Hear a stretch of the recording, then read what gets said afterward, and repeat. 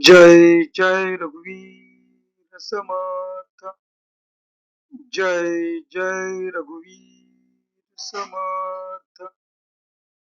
जय जय रघुवीर समर्थ।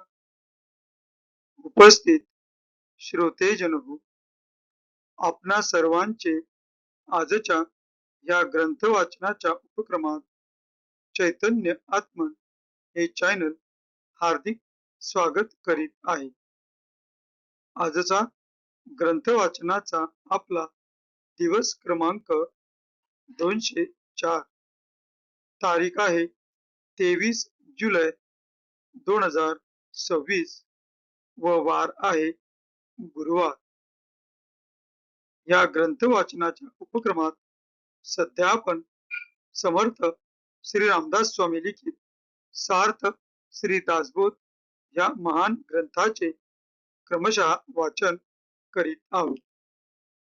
तेव्हा आजचे वाचन सुरू करण्यापूर्वी नेहमीप्रमाणे प्रथम आपण समर्थ श्री रामदास स्वामी यांना गुरुवंदना अर्पण करूया। गुरुर ब्रह्मा गुरुर विष्णू गुरुर देवो महेश्वरः गुरु साक्षात् परब्रह्म तस्मै श्री गुरवे नमः। तस्मै श्री गुरवे नमः। तस्मै श्री गुरवे नमः। जय जय रघुवीर समर्थ। आता आपण सार्थ श्री दासबोध या ग्रंथाच्या श्रवणाच्या फलश्रुतीचे वाचन करूया। सर्व संशय एकदम नाहीसे होऊन क्रियेमध्ये म्हणजे आचारामध्ये ताबडतोब फरक पडतो। सायुज्य मुक्तीचे रहस्य कळून येऊन तिच्या प्राप्तीचा सुलभ मार्ग सापडतो। दुसऱ्या बिकट साधनांचे कारण पडत नाही। अज्ञान, दुःख व भ्रांती यांचा नाश होऊन तत्काळ ज्ञानाचा लाभ होतो, अशी या ग्रंथाची फलश्रुती आहे। योग्यांचे परमभाग्य असे वैराग्य अंगामध्ये बांधते। विवेक व चातुर्य यथा योग्य प्राप्त होते। जे कोणी संशयग्रस्त, अवगुणी व अवलक्षणी असतील ते सुलक्षणी, धूर्त, तत्ववेत्ते, चतुर व समयज्ञ असे होतील। आळशी असतील ते उद्योगी होतील। पाप्यांना पश्चाताप होऊन ते शुद्ध होतील आणि भक्ती मार्गाचे निंदक असतील तेही भक्ती मार्गाला वंदन करू लागतील। बद्धांचेच मुमुक्षु होतील व मूर्ख अति दक्ष होतील। अभक्तांना भक्ती मार्गाच्या योगाने मोक्ष मिळेल। अनेक दोषांचा नाश होऊन पतित असतील तेच पावन होतील। तात्पर्य, हा ग्रंथ नुसता ऐकल्याने प्राण्याला उत्तम गती मिळेल। देहबुद्धीमुळे येणारे अनेक प्रकारचे धोके, संशयाचे अनेक धागेदोरे, संसारातील अनेक उद्वेग हा ग्रंथ ऐकल्याने नाश पावतील। हा ग्रंथ ऐकल्याने अधोगती चुकून मनास विश्रांती व समाधान मिळेल, अशी या ग्रंथाची फलश्रुती आहे। ज्याचा भावार्थ जसा असेल तसे त्याला फळ मिळेल। जय जय रघुवीर समर्थ।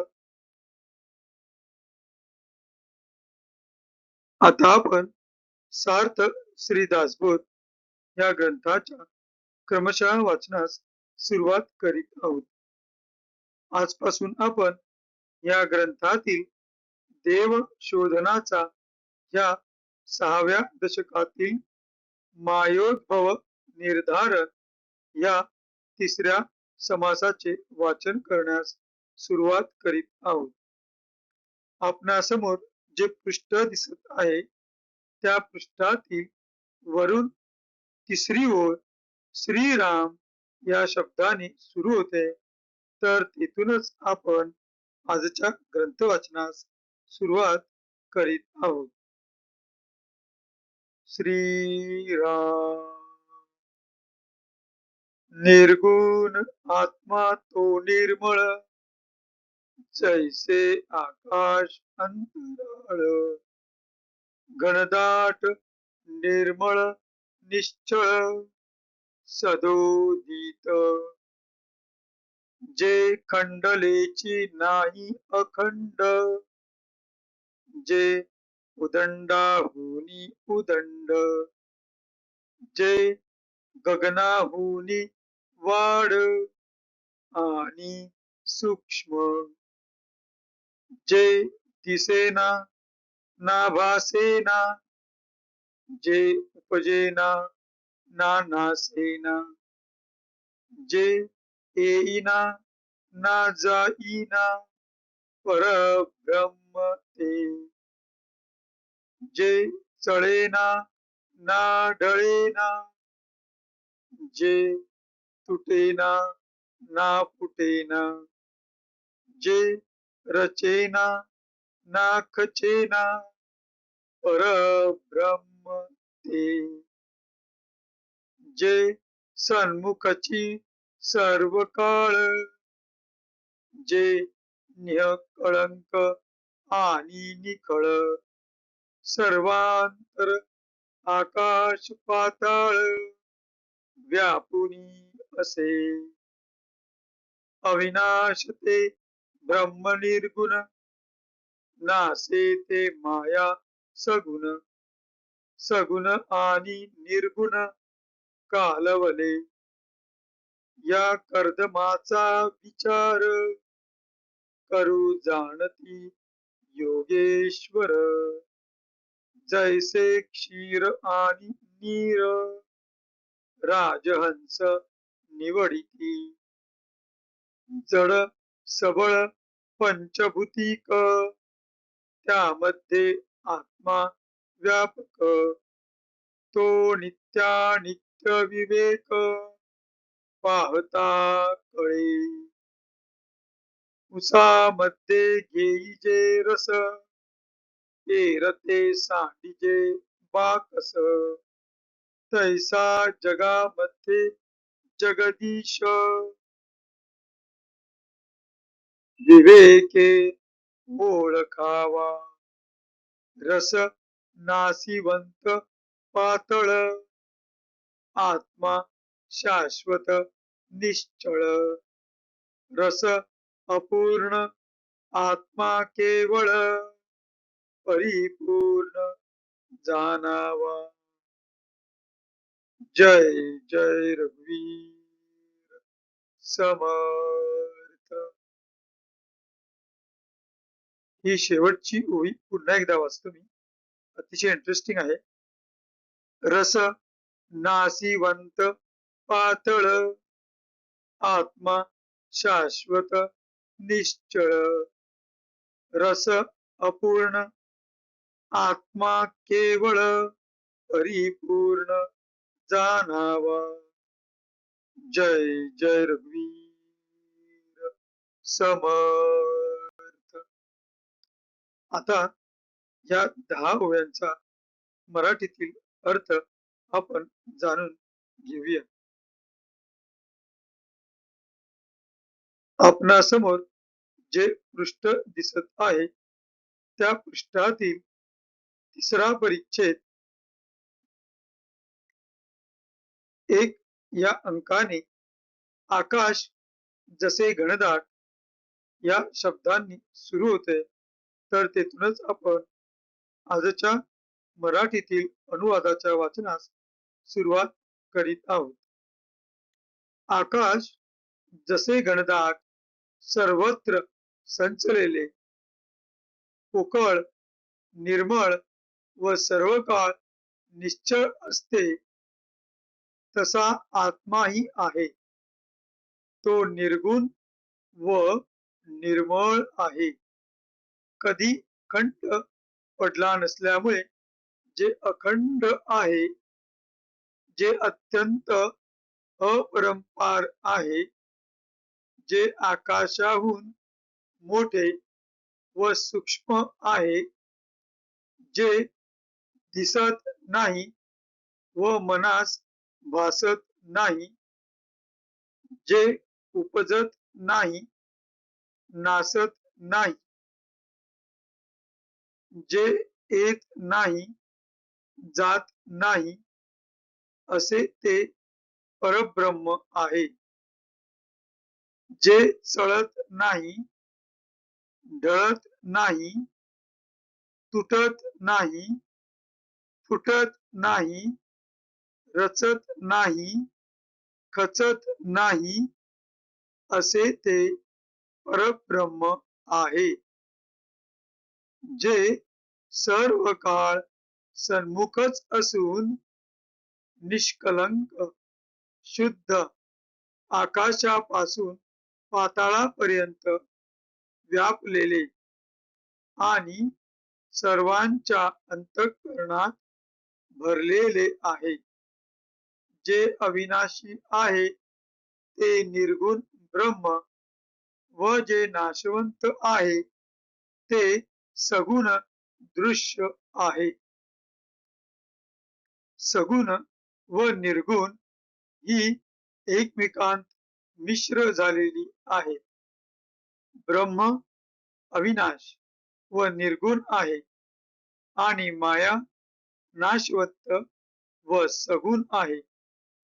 दोघांचा कर्दम झाला आहे, म्हणजे एकमेकांत ती कालवली आहेत. तथापि दूध व पाणी जसे राजहंस वेगळे काढतात, तसेच या सगुण निर्गुण मिश्रणाचा विचार कसा करावा ते योगीश्वरांना माहित असते. तसेच जड सबळ म्हणजे मिश्र व पांच भौतिक या सर्वांत व्यापून असलेला आत्मा त्याहून वेगळा आहे, हे नित्यानित्य विवेकाने ज्ञानी जाणतात. जड म्हणजे अचेतन, हे शबल म्हणजे उपाधियुक्त व पंचभूतात्मक असून त्यात आत्मा सर्वत्र व्यापक आहे. तो नित्य काय व अनित्य काय याचा विवेक पाहिल्यास कळतो.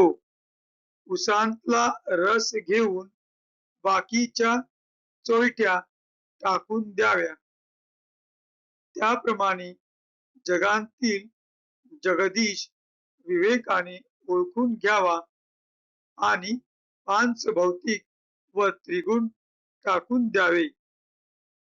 परंतु रस पातळ व नाशवंत असून आत्मा शाश्वत व निश्चळ आहे.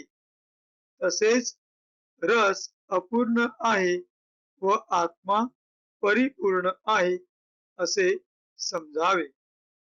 जय जय रघुवीर समर्थ. हा होता पहिल्या 10 ओव्यांचा मराठीतील अर्थ. या पुढील वाचन आपण पुढील भागात पाहूया. आता कृतज्ञतापूर्वक समर्थ श्री रामदास स्वामी यांना वंदन करून आजच्या या ग्रंथ वाचनाच्या भागाची आपण सांगता करूया.